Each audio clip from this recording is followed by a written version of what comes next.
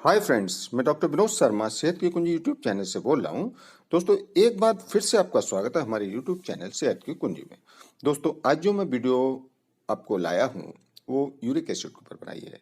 तो दोस्तों, मैं ये बताना चाहता हूँ कि यूरिक एसिड क्या होता है और यूरिक एसिड क्यों बढ़ जाता है और ये यूरिक एसिड कहाँ मिलता है, क्यों बढ़ जाता है और इसके बढ़ने से हमको क्या क्या परेशानी हो सकती हैं और इसके बढ़ने के क्या कारण हैं, इसके बढ़ने पर क्या लक्षण हैं और इसके बढ़ने पर क्या हमको टेस्ट, कौन कौन सा टेस्ट कराना चाहिए और क्या हमको खाना चाहिए और क्या नहीं खाना चाहिए, ये सारी चीज़ें मैं आपको इस वीडियो में बताऊंगा। तो दोस्तों, आप शुरू से लास्ट तक अगर आप ये वीडियो देखते रहेंगे तो आप अच्छी तरह समझ पाएंगे यूरिक एसिड के बारे में। तो दोस्तों, यूरिक एसिड एक्चुअल में यूरिक एसिड एक कार्बन, हाइड्रोजन, ऑक्सीजन, नाइट्रोजन इनसे मिला हुआ एक केमिकल कंपाउंड है। यूरिक एसिड जो है अगर किसी में बॉडी में बढ़ जाता है, यूरिक एसिड बढ़ने को हम क्या बोलते हैं, हाइपर यूरेसीमिया कहते हैं। ठीक है, यूरिक एसिड बढ़े हुए डिजीज को हम हाइपर यूरेसीमिया कहते हैं। तो दोस्तों, अब मैं बताता हूँ यूरिक एसिड के बारे में कि ये क्या है। देखो दोस्तों, हमारी जो बॉडी है बहुत सारे सेल्स और फाइबर्स से बनी हुई है। ठीक है, कोशिका और तंतुओं से बनी होती है और ये सेल्स और फाइबर्स हमारी बॉडी को रात दिन चलाने में हेल्प करते हैं। शरीर के सारे बॉडी पार्ट्स है, जैसे किडनी है, लंग्स है, ब्रेन है, हार्ट है, ये सब अपने अपने अलग अलग फंक्शन करते हैं। इनमें से किडनी ऐसा है जो सबसे ज्यादा इंपॉर्टेंट वर्क है उसका, सबसे इंपॉर्टेंट फंक्शन किडनी का है, जो शरीर के सारे बेस्ट केमिकल्स हैं और मिनरल्स हैं उन सबको यूरिन के रास्ते से पास आउट करती है। तो उन्हीं केमिकल्स में से एक केमिकल होता है जिसको बोलते हैं यूरिक एसिड। तो ये यूरिक एसिड जो है हमारी यूरिन के द्वारा या कई बार मल के द्वारा भी बाहर निकल जाता है। तो दोस्तों, अब मैं ये बताता हूं ये यूरिक एसिड बनता कैसे है। तो दोस्तों, जो यूरिक एसिड है उसके बनने के, हमारे बॉडी में बनने के दो सोर्सेस हैं। ठीक है, एक तो फूड के द्वारा बनता है, एक डेड सेल्स के द्वारा, जो बॉडी में मृत कोशिका होती हैं उनके द्वारा बनता है। अच्छा, यूरिक एसिड जो है ये जब हम कोई भी खाना खाते हैं तो उसमें खाने के डाइजेशन के दौरान में प्रोटीन्स टूटती है। तो प्रोटीन के अंदर एक केमिकल कंपाउंड होता है प्यूरिन, और वो प्यूरिन जब टूटता है तो यूरिक एसिड का फॉर्मेशन हो जाता है। तो ये यूरिक एसिड जो फॉर्मेशन हुआ, यही हमारी बीमारी, अगर ज्यादा बढ़ जाएगा तो बीमारी बन जाएगा। अच्छा दोस्तों, ये बढ़ता कैसे है ज्यादा? या तो अगर इसका इंक्रीज प्रोडक्शन हो जाए यूरिक एसिड का, यानी इनकी प्रोडक्शन कैसे होगा, बढ़ा हुआ कैसे हो जाएगा, अगर हम डाइट में ज्यादा प्यूरिन वाले पदार्थ खाएंगे तो। या फिर यह है कि डिक्रीज एक्सक्रीशन हो जाए, यानी कि बाहर इसका निकलना कम हो जाए यूरिक एसिड का। और वो कैसे होगा, अगर किडनी हमारी कोई बीमारी होगी या किडनी बाहर नहीं सही से निकाल पा रही है तो, या फिर शराब ज्यादा पीने से, या ऐसी चीजें नॉन वेज वगैरह ज्यादा लेने से जिनमें प्योरीन ज्यादा हो। तो ये हो गया दोस्तों कि कैसे बनता है यूरिक एसिड।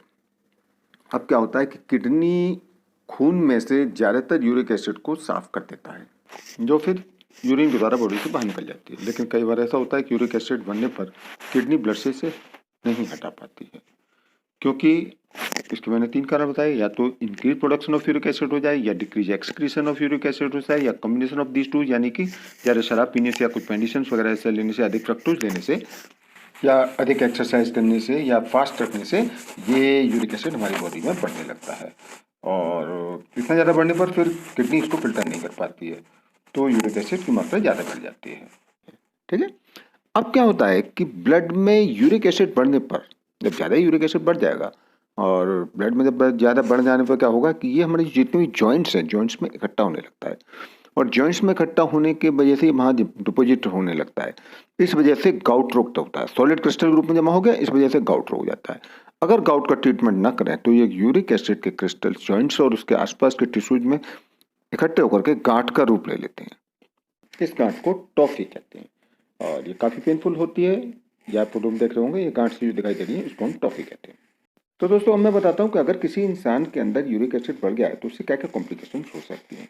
देखिए सबसे पहली कॉम्प्लिकेशन तो यही होगी कि गाउट की प्रॉब्लम हो जाएगी, और गाउट में आपको बताया था कि यूरिक एसिड जॉइंट्स के बीच में जाकर क्रिस्टल ग्रुप में जमा होने लगेगा। दूसरी प्रॉब्लम है एक्यूट यूरिक एसिड नेफ्रोपैथी। इसमें किडनी डिसफंक्शन की, किडनी अगर फंक्शन नहीं कर पा रही है सही से तो उसमें क्या है, यूरिक एसिड हाई लेवल पर जमा होने लग जाएगा और यूरिक एसिड की प्रॉब्लम बढ़ जाएगी हमारी बॉडी में।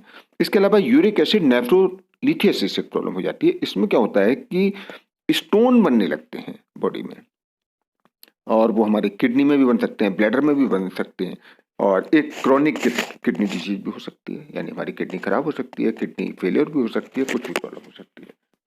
दोस्तों यूरिक एसिड का टेस्ट मैं बताता हूँ कि इसके लिए क्या टेस्ट कराया जाता है। यूरिक एसिड के लिए ब्लड से टेस्ट कराया जाता है। ब्लड टेस्ट से यूरिक एसिड का पता लग जाता है। इस टेस्ट में क्या होता है कि यूरिक एसिड को हम मिलीग्राम में ना, और ब्लड को डेकालीटर में नापा जाता है।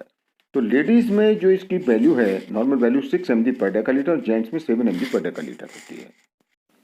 तो दोस्तों अब मैं बताता हूँ कि यूरिक एसिड बढ़ने के कॉज यानी कारण क्या है। तो दोस्तों सबसे पहला कारण एक तो हेरिडिटी भी हो सकती है, यानी कि आनुवंशिक, यानी पीढ़ी से पीढ़ी आने की चांसेस रहते हैं। दूसरे ज़्यादा ओबेसिटी, ज़्यादा मोटापे की वजह से, ज़्यादा वजन बढ़ने से, ज़्यादा अगर आयरन बॉडी में होगा उससे भी हो जाता है। अगर कोई हाई ब्लड प्रेशर का मरीज है उसको भी चांसेज हैं। डायबिटिक पेशेंट्स वालों को भी यूरिक एसिड बढ़ने के चांसेस रहते हैं। और गलत खान पान है उसकी वजह से हो जाता है। अधिक शराब पीना है, या दवाएं कुछ मेडिसिन से भी, जैसे डायूरेटिक मेडिसिन वगैरह लेने से भी हो जाती है। किडनी की खराबी है या फेलियर है तो उससे क्या होगा कि किडनी बेकार की जो केमिकल सब्सटेंसेज उनको नहीं छान पाएगी और यूरिक एसिड बॉडी में बढ़ने लगेगा। या कई बार अधिक प्यूरिन वाले सब्सटेंसेज हम खा रहे हैं, कुछ मछलियों में ज़्यादा होता है, तो ऐसे पदार्थ और भी हैं खाने के, उनको लेने से भी हो सकता है।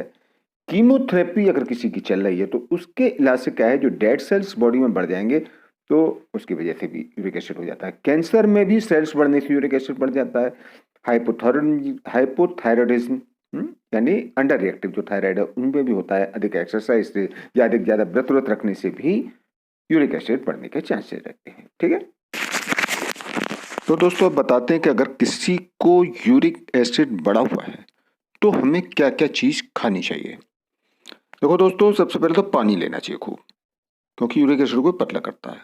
दूसरे नंबर एप्पल साइडर विनीगर, यानी सेब का सिरका, बहुत बढ़िया चीज़ है। ये antioxidant and anti inflammatory properties वाला है, जिससे ये ब्लड के पीएच वॉल्यूम को बढ़ा देता है और यूरिक एसिड को कम कर देता है। इसके अलावा ब्लैक चेरी, ब्लैक चेरी बहुत बढ़िया है, एंटीऑक्सीडेंट और एंटी इंफ्लामेटरी प्रॉपर्टीज होने के कारण ये यूरिक एसिड को कम करती है। और ब्लैक चेरी जो है यूरिक एसिड सीरम लेवल को कम करके जॉइंट्स और किडनी से क्रिस्टल को दूर करने में भी मदद करती है। इसके अलावा जैतून का तेल है, इसमें विटामिन ई अधिक होता है। इस तेल से बना हुआ खाना खाएं, ये यूरिक एसिड के साथ हार्ट पेशेंट को भी बहुत काम करता है। इसके अलावा दोस्तों आलू है, आलू यूरिक एसिड वालों को बहुत फायदा देगा। आलू के अलावा मटर, जिसे पी बोलते हैं, मटर बहुत अच्छा काम करती है। मशरूम बहुत बढ़िया काम करते हैं। बैंगन बहुत बढ़िया काम करता है। और ग्रीन वेजिटेबल्स लें, मूंग की दाल लें, और सोयाबीन लें, और बीन्स, ओट्स, ब्राउन राइस, जौ, ये सारी चीज़ें बहुत बढ़िया काम करती हैं। और इसके अलावा सुबह सुबह खाली पेट थोड़ा गर्म पानी में नींबू का रस मिला करके लें, ये यूरिक एसिड को बहुत बढ़िया काम करेगा, क्योंकि नींबू में जो साइट्रिक एसिड है यूरिक एसिड को खत्म करता है।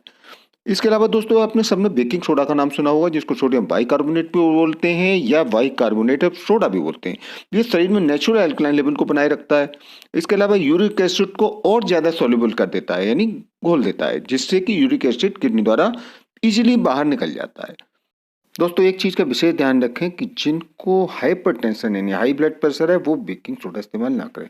अजवाइन है, अजवाइन एंटीऑक्सीडेंट है, एंटीसेप्टिक है, डायूरेटिक भी है, और ये दर्द बहुत अच्छा काम करता है दर्द में, तो ये अजवाइन बहुत बढ़िया चीज़ है।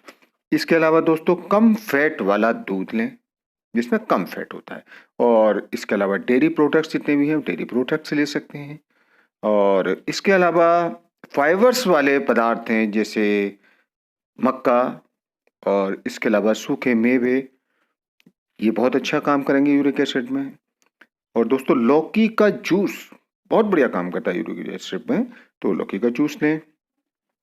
इसके अलावा एंटीऑक्सीडेंट से जितनी भी चीज़ें रिची एंटीऑक्सीडेंट वाली हैं, तो एंटीऑक्सीडेंट से भरपूर चीज़ें जैसे अंगूर, लाल शिमला मिर्च वगैरह ये ले सकते हैं। इसके अलावा गाजर और चुकंदर का रस, ठीक है। तो गाजर का और चुकंदर का रस ये शरीर का पीएच लेवल बढ़ाता है, तो गाजर का और चुकंदर का रस काम करेगा। इसके अलावा विटामिन सी वाले जितने भी फ्रूट्स हैं जैसे कि आंवला है और इसके अलावा अमरूद है, ये अमरूद बहुत बढ़िया काम करेगा, तो विटामिन सी वाले फल लें। और इसके अलावा सब्जियों में ब्रोकली है, ब्रोकली बहुत बढ़िया काम करता है। ये ब्रोकली फाइबर्स होते हैं इसमें और विटामिन सी होता है, तो इसे भी खाएं। नारियल का पानी बहुत बढ़िया काम करता है। इसके अलावा दोस्तों एक एलोवेरा जूस, सब जानते हैं एलोवेरा जूस, एलोवेरा जूस इसमें थोड़ा सा आंवले का रस और मिला लें और इन दोनों को मिलाकर पिए, तो ये यूरिक एसिड के लिए बहुत बढ़िया चीजें हैं। तो दोस्तों अब हम बताते हैं कि यूरिक एसिड वाले को क्या क्या चीज नहीं खानी है।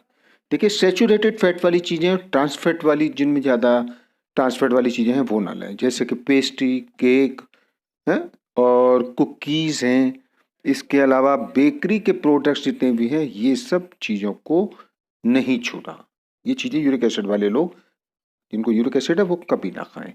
इसके अलावा एक एल्कोहल है, एल्कोहल डालें क्योंकि इससे यूरिक एसिड काफ़ी बढ़कर कई बार गाउट का अटैक तक आ जाता है, इसलिए भूल कर भी एल्कोहल ना इस्तेमाल करें। इसके अलावा डिब्बा बंद भोजन है जैसे कोल्ड ड्रिंक है, इसके अलावा कोल्ड ड्रिंक के अलावा आइसक्रीम है, ये चीज़ें भी भूल कर ना खाएं। इनके अलावा जो मछली है, मछली में भी जिसमें कि सार्डिनस मछली और मैकीरल, ये दो मछलियां बहुत ज़्यादा इनमें नुकसान देती हैं ये, इसलिए ये मछली और इसके अलावा मीट, ये दो चीज़ें भी ना खाएं। तो दोस्तों अब मेरी वीडियो यहीं एंड होती है और मेरी वीडियो आपको पसंद आई है तो इसको लाइक करें और शेयर करें। और दोस्तों अभी तक आपने ये मेरा चैनल सब्सक्राइब नहीं किया है तो इस चैनल को सब्सक्राइब करना ना भूलें। और दोस्तों ये बेल आइकॉन आपको दिखाई दे रहा है, इस बेल आइकॉन को क्लिक जरूर करें।